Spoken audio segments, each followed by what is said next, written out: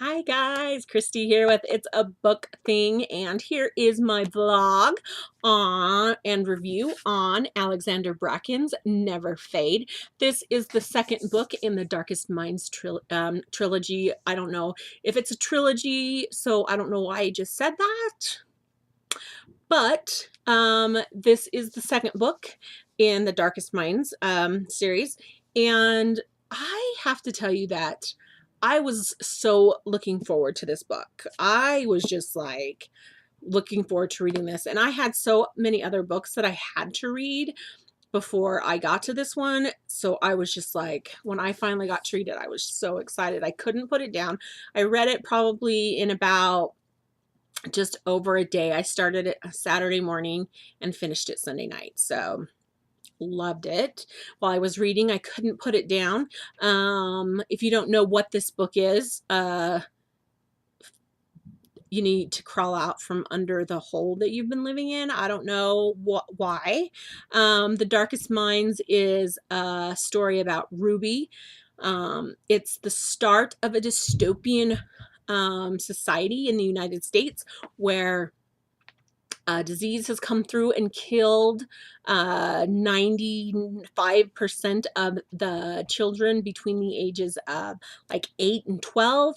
And the ones that have survived now have PSI abilities. And those that have survived have been taken to concentration camps and sorted into different colors.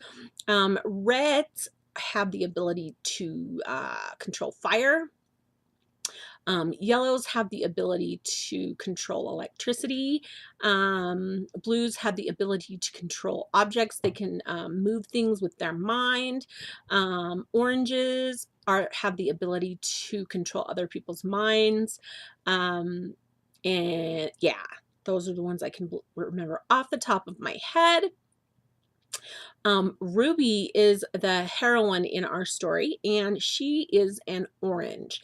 And in the Darkest Minds, which is book 1, she is taken from her home and taken to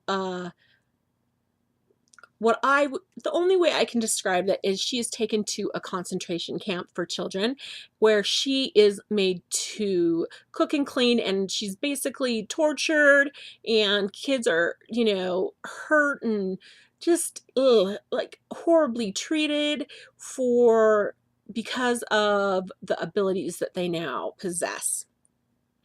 Meanwhile, the United States is in turmoil. The economy is going, down the tubes.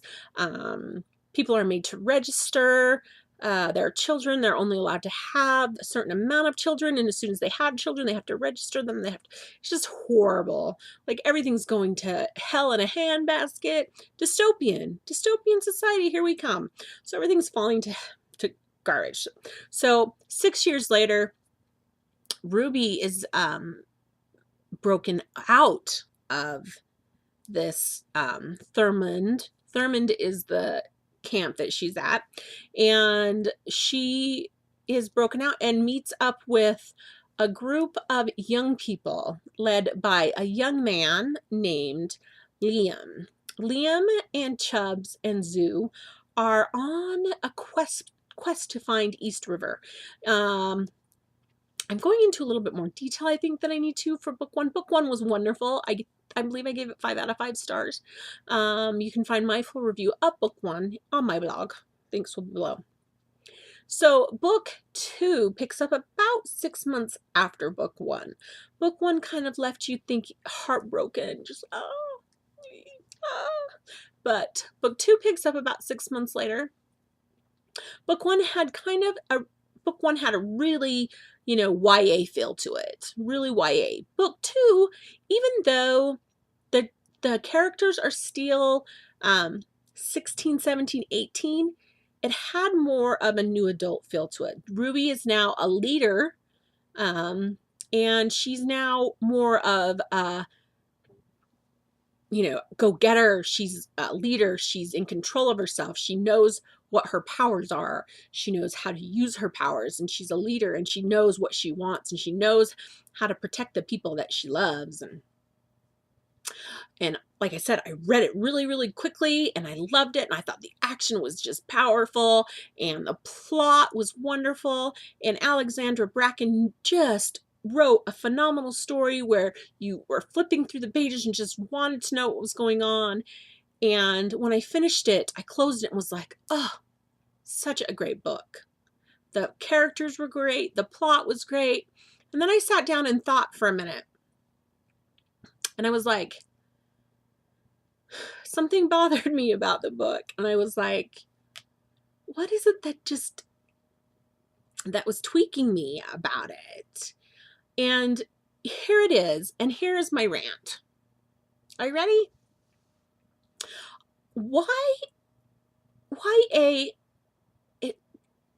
Now comment below if I'm wrong, but YA has taken the female heroine, which, don't get me wrong, I love a strong female heroine. Love it. When I was a YA, a young adult back in the day, there were not enough strong female young female heroines in books. So to see that now, it's great. There were always male heroes in the books. So to see them now, it's great, the females. But now the male, counterparts seem to be so hem ha hoo. I saw it in the Fifth Wave. I'm seeing it in the Unravel Me by Tahara Mafi. I'm seeing it in even in Anna Guari's Razorland series.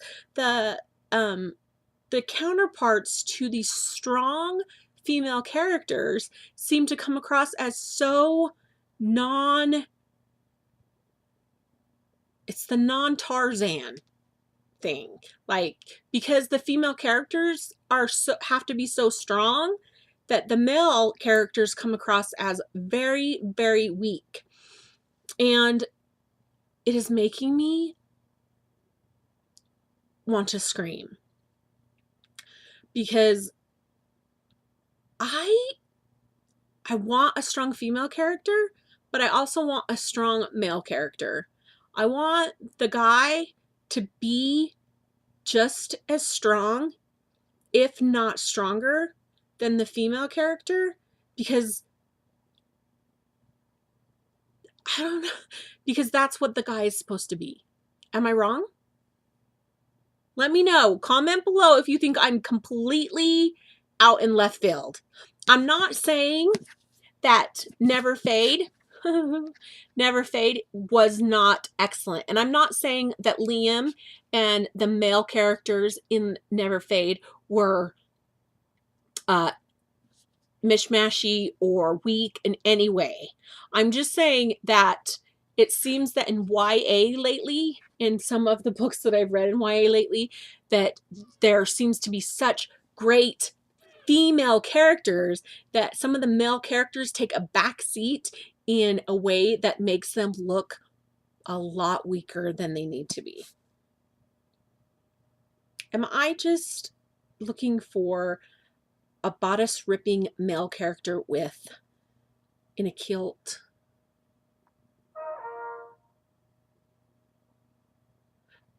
I'm sorry, I just had a moment.